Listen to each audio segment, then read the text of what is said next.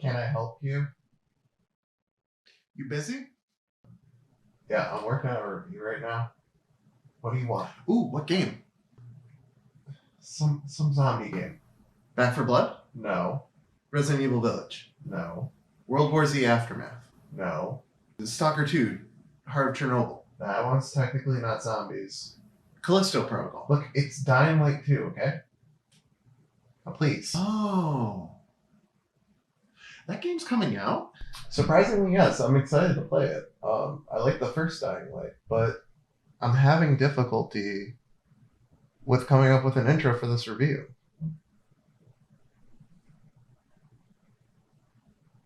So unless you've got any brilliant ideas, please leave.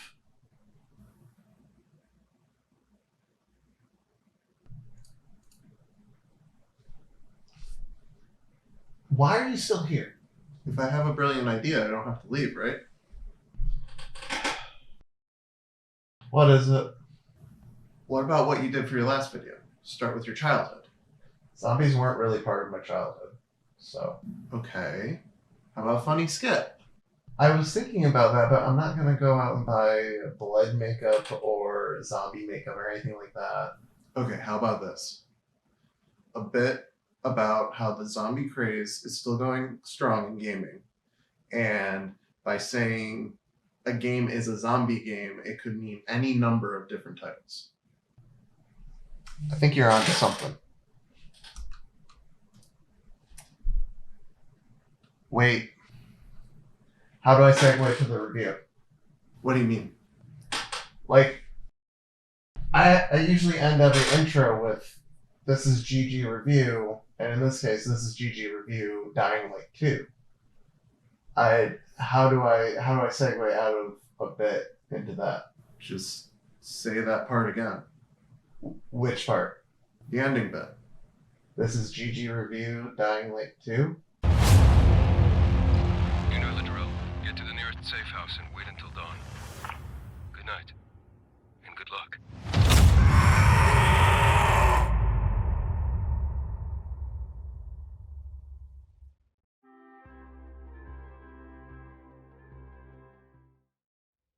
Open worlds. That's been the tagline for almost any game over the past decade. Dying Light 2 is no different, marketing an expansive open world, with a twist. Since the announcement of their game, they promised impactful decisions that would change the course of the world. For the most part, they delivered on this, and I believe they implemented it well. The map is divided into two parts, Old Villador and the Central Loop. Each part of the map is divided into districts. Some are neutral, while others are held by the obvious villain faction, the Renegades. You can claim or liberate any of these districts and assign them to the less evil factions of the survivors or the peacekeepers. Outside of just coloring the map yellow or blue, assigning these districts offers certain benefits. Each faction has unique new structures that they will build in each district. Survivor territories focus on traversal, while peacekeeper territories focus on traps for fighting zombies. Personally, the traversal upgrades alone made the survivors an easy pick for me. Now, the maps do look small. However, with added traversal through zip lines, grappling hooks, and the new paraglider, Techland was able to add verticality to the map. It's fun to parkour through the map while on your way to a quest marker, partaking in a race, or simply being chased by a zombie horde at night. For the most part, I enjoyed how Techland implemented the open world in Dying Light 2. Most open worlds have the usual broadcast tower, bell tower, what have you mechanic that reveals the region of the map and potential side objectives. Dying Light 2 doesn't do that. When they introduced windmills early in Old Villador, I suspected that they would act as reveal devices. That wasn't the case. Instead, activating each windmill produces a nighttime safe zone, as well as merchant locations across the map. I liked this because each windmill you activate gives you an advantage during nighttime. You have a real gameplay reason to pursue these points of interest, other than just filling out a checklist. And I hear you asking, so how do you reveal points of interest? And that brings me to the worst part of their open world mechanic, the binoculars. In order to reveal POIs without going to the locations themselves, You have to play what my friends refer to as the binocular minigame. At first, I thought it was a neat mechanic to have to be observant of the world in order to find out where things are. But then the way it's implemented with the sensitivity of the reticle and the sheer not knowing where I'm supposed to be looking in order to trigger this snapshot effect made this more of a pain in the ass than a well-designed mechanic. I mean, most of my binocular time just devolves to this.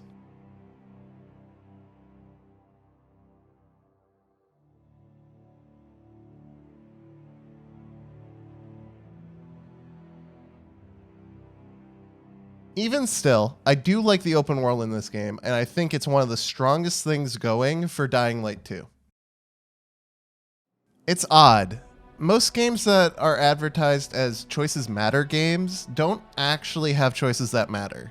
I only played through one instance of the story for Dying Light 2, so after making a ton of choices that appeared to matter, I was curious and looked up what the other choices do. Now I can report back. Choices definitely matter in the game. Depending on your decisions, you'll go on completely different missions, different characters will live or die, even areas of the world could be destroyed. I was impressed. Even though each choice is basically binary and some points of the story are fixed, which is to be expected, there are at least 5 different choices that have meaningful impact on the story, characters, and setting. Maybe it speaks more to the gaming landscape right now that my bar is set so low that I think 5 impactful choices is pretty significant.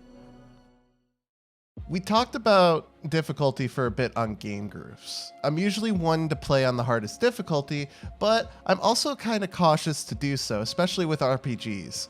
Difficulty is, no pun intended, difficult for developers to get correct. So when I went into Dying Light 2, I performed a bit of an experiment.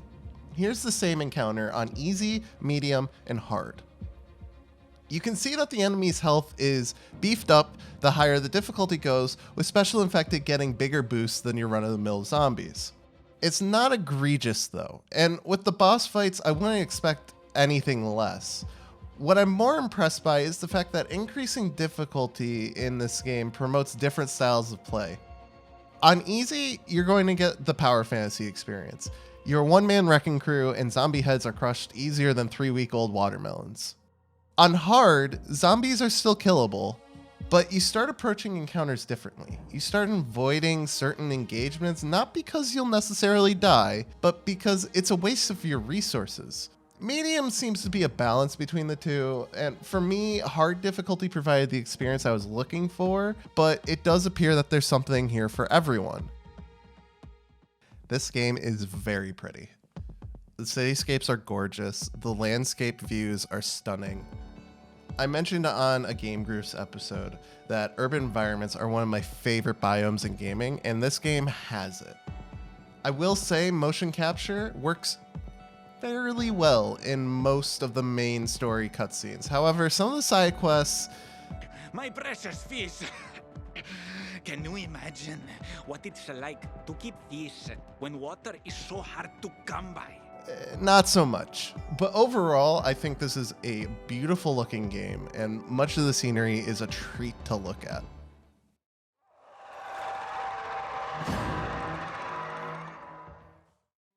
Holy shit. I did not know you could write a story with so many despicable people. It took probably 6 hours for me to find a character that I actually liked, and now that I've played almost 3 or 4 times that amount, I can confidently say that in this vast array of characters, I like 3 of them. Okay, 4. Herman is good. Herman doesn't talk, which puts him leagues above most of the other characters. What's going on? I'm playing Princess in the Tower, can't you see? What do you think's going on here? I'm trapped. Why is this person yelling at me? I'm standing right here. Luckily, I was able to get out to the balcony. You want to play Prince and help me out? Listen, I'm not going to pretend I'm an expert at voice acting. I mean, you've seen my acting at the beginning of the video. But this just isn't good, right? My friend and I were talking while playing multiplayer, and we came to the same conclusion. It seems like they asked the voice actors to record their lines and send them in. No table read, no context, just say the words on the page and call it a day. That's mostly a joke, but the more I play the game, the more I wonder if the pandemic had something to do with the lack of cohesion between performances. And then I want to talk about the accents. It took me so long to realize that this game is located in Europe. I only discovered it because I Googled it. Maybe the game told me and I missed context clues or something. I think they said New Paris at some point, but it doesn't help that everyone has random accents. It feels like they honestly just picked from a hat. This person? French. Not even a pilgrim could get by without that. Come on, let's go. This one? British. Most people endure living in this hellhole because what's out there has got to be so much worse. This one? How about Southern Belle? Sarah doesn't trust anyone but me. Besides, I'm a better fighter than she is, so Main character? Classic American. This is a GRE facility, isn't it? Most of the bandits have deep South accents. I don't understand. This game takes place in Europe. How did these people get here? Usually, I look forward to the music. Pairing gameplay moments and musical scores can be magical when done correctly. Unfortunately, Dying Light 2 seems to have phoned it in when it comes to the music. The tracks are forgettable and sometimes don't even match the context of the scene. I mean, listen to this.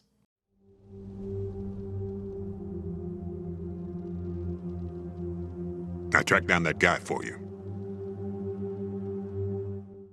On top of that, the ambient noise that Techland put into this game, it sounds like you're living in a war zone. There are sounds of shouting and fighting that fill the city during the day, while screams for help fill the city at night.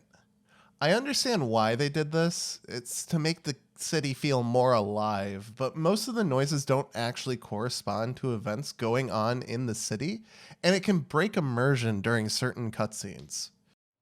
At least it's peaceful.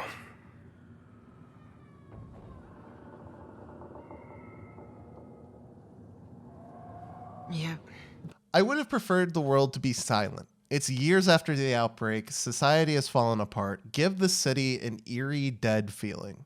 And let the districts become more active as you work to unlock water and electricity for the people. It could have added more to the map system and made for a better atmosphere as a whole. Okay. I'm just going to say it. The weapons break and there's no way to fully repair them. I know it's a complaint as old as 2017, but I just don't like it.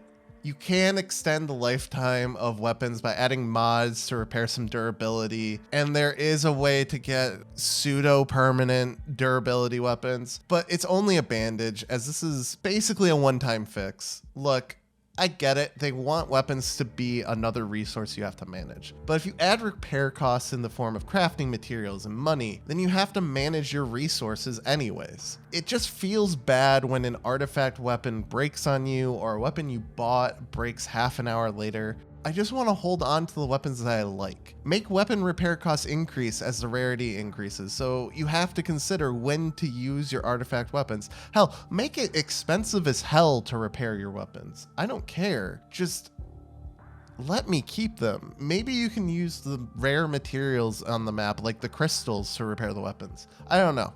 There's a solution here, and permanently broken weapons, that ain't it.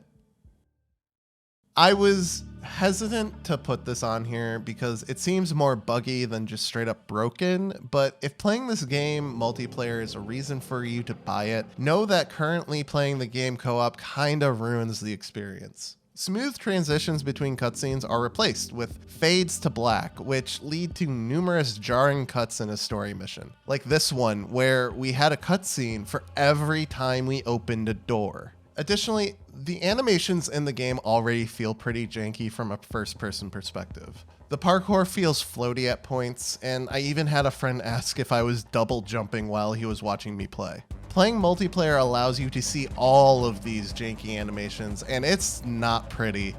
I'd recommend just not playing Dying Light 2 multiplayer, at least for now. Single player gives a much better experience and lowers the amount of bugs.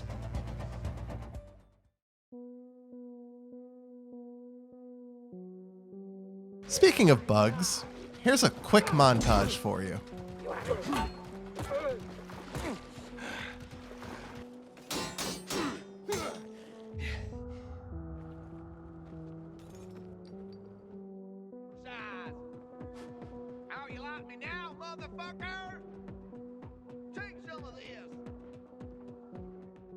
I have a question about the immersion HUD.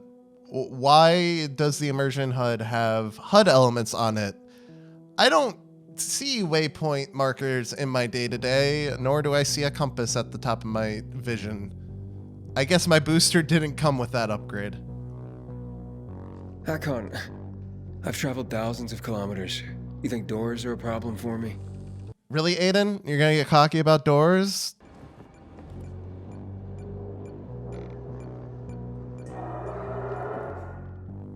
Oh my god, the pulse system. Really? This should have just been a constant, because all I do is hold down this button. And doors should be represented by a symbol other than gray dots. That's really confusing.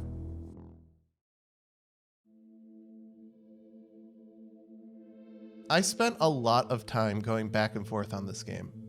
I really liked the first Dying Light. I almost want to go back and play it again after playing Dying Light 2. Dying Light 2, I just don't have the same love for. Maybe it's the weapon systems, or the lack of ranged weaponry, or the lackluster story and hateable characters. I don't know. Techland did a lot of really good things with the game. I can't say that this game is bad, because it's not. It just doesn't resonate with me. If this sort of open world game set in a zombie apocalypse grabs you, then this game is fantastic. There are some things I wish they did more with, like maybe a reputation system to coincide with the faction land grab, but for the most part, the open world is moldable, your choices do in fact matter in the story, and it's a good experience. I think if you're a fan of open world games like Far Cry or Assassin's Creed, but are looking for more control over the world you're in, this game might satisfy that itch. For me, I don't think I'll be returning to Villador anytime soon, but I don't regret my time there.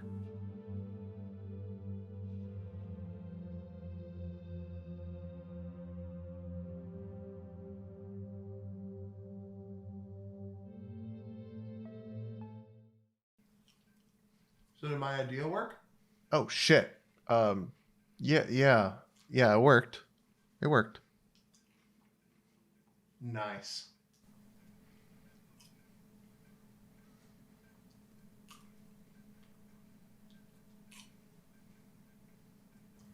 So, do you like live here now?